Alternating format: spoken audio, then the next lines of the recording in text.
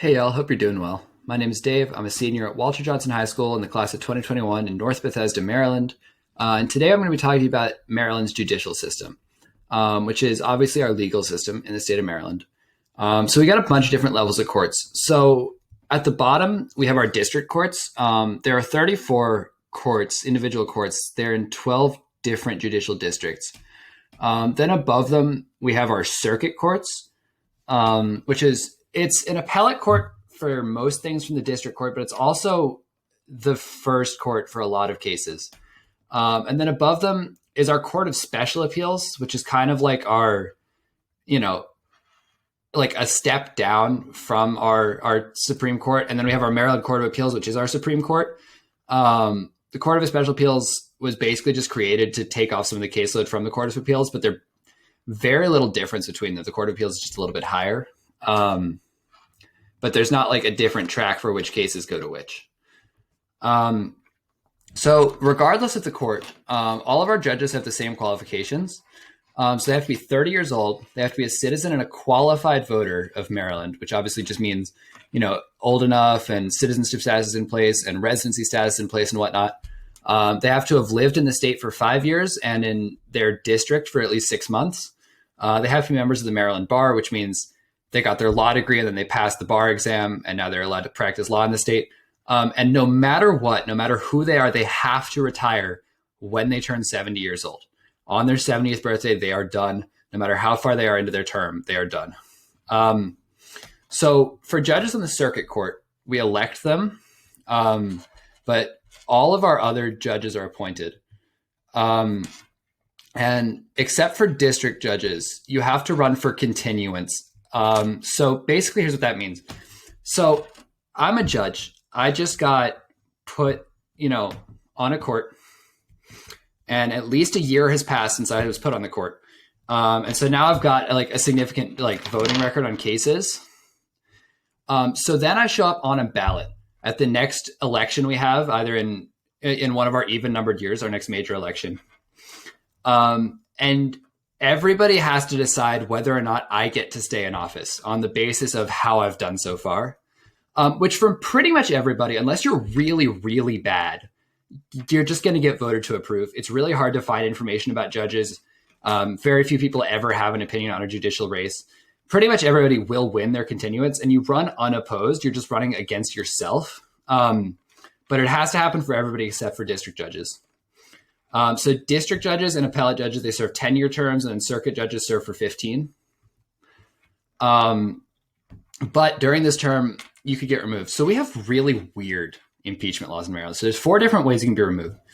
So the governor can remove you, and then you have to get 2/3 approval from each state house, or 2/3 of each house can retire you as long as the governor approves. Or a majority of people in the House can impeach you, and then you have to be convicted by 2/3 in the Senate.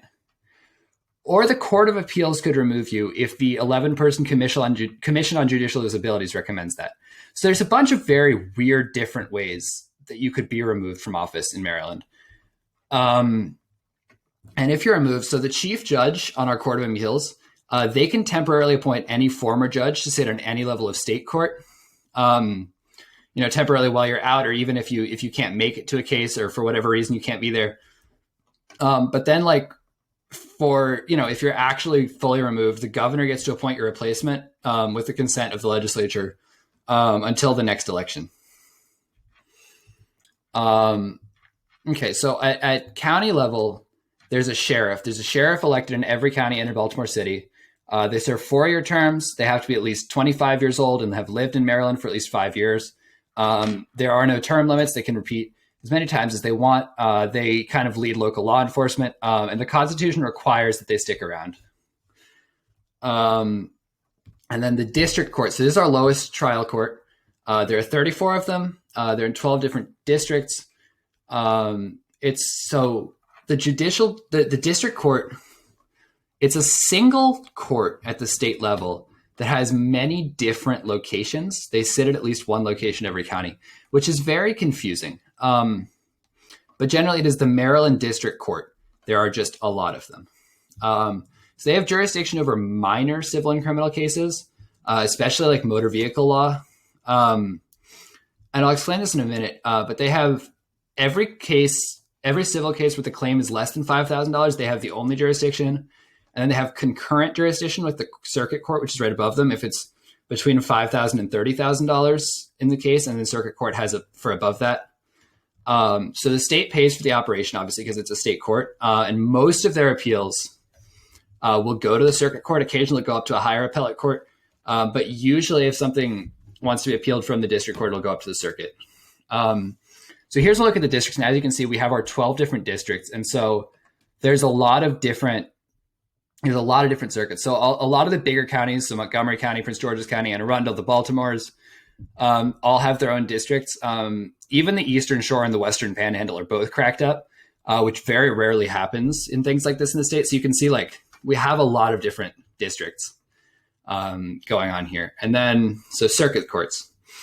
So these are state trial courts of general jurisdiction in Maryland. So they have jurisdiction over a lot more things than the district courts did, which is why a lot of cases will start at the circuit court and miss the district court entirely. But things from district can appeal up to circuit. So they'll preside over civil cases, criminal cases, and divorce and family law. They're the only courts in Maryland that can actually have jury trials. So district cannot, and the Court of Appeals cannot. They have exclusive original jurisdiction, so they're the only ones who can hear the case. Most of the time, where either equitable, declaratory, or injunctive relief is sought. And if you want to go reading into legalese, you can find out what that means. And if not, you can write that down. So they have what's a docket. They call it a case management plan, which is figure out what cases they're going to hear when. And they have a very unique track. It only happens in Maryland.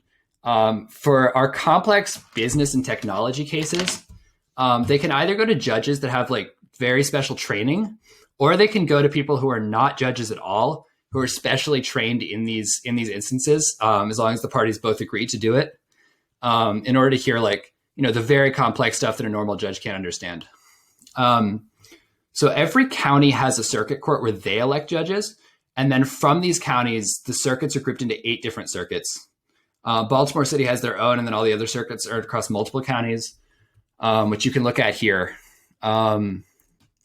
Which is, again, it's a little confusing with these elections, but generally, if I live in Montgomery County, we will elect my judges, and then those will go to serve on a circuit with the judges who are elected from Frederick County. Okay, so I mentioned concurrent jurisdiction earlier, but what that means, but for claims that are between $5,000 and $30,000, the district and the circuit courts could both hear the case. And so both the parties in the lawsuit will seek out the court that they think will be the most favorable to them. But if the claim is over $15,000 and either party in the case wants a jury, then the circuit gets the sole jurisdiction in the case. Again, legal systems, complicated. Don't read into them. They're terrible. Okay, so our Court of Special Appeals now. So like I said, this is basically our Supreme Court B.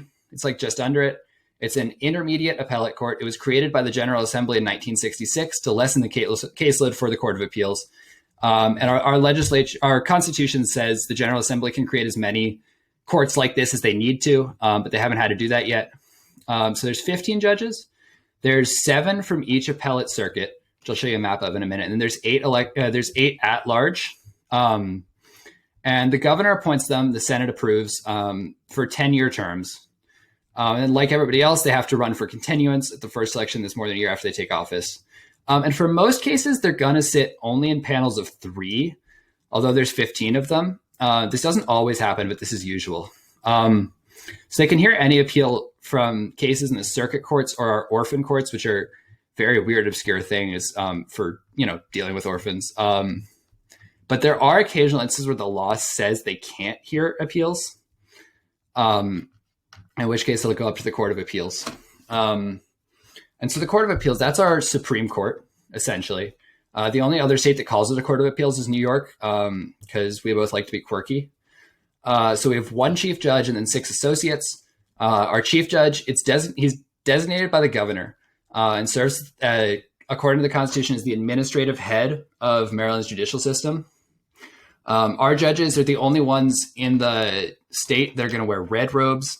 It's weird. It's fun. It's fresh. So they get appointed by the governor for 10-year terms. They run for continuance, just like everybody else. And they get appointed not directly, but they get appointed from a list of names that a nominating commission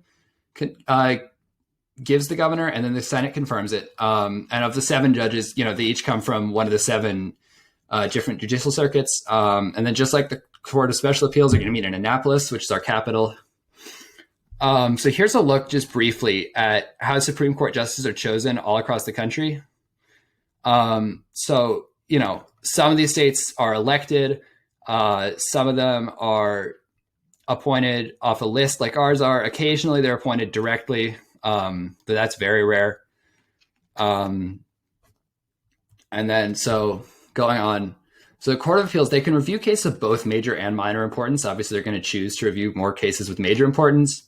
They have exclusive jurisdiction. They're the only ones who can hear cases for legislative redistricting, for removal of certain officers, and for certification on questions of law, so like constitutionality. All 7 judges will sit on every case in pretty much all circumstances. But technically, if there's like a disqualification or if somebody can't sit for whatever reason, you only need 5 to hear a case. But we don't want to do that. So a judge from any other state court or a retired appellate judge could be assigned to temporarily fill the disqualified seat. And finally, here's a look at our 7 different judicial circuits. As you can see, pretty much all of Western Maryland is together, Eastern Shore is together, Southern Maryland's together, the Baltimore area is together, and then Baltimore City, Montgomery County, and Prince George's County all have their own circuits. So that's it for now. Thanks for watching. I'm sorry if anything was a little bit confusing in this video. Nobody really understands the law. I think they might intentionally try to make it confusing. But anyways, have fun. Hope you're having a great day. And, keep looking at this video. We got a bunch more videos in this playlist about Maryland government, about Montgomery County's government. So I hope you enjoy, and I'll see you sometime later.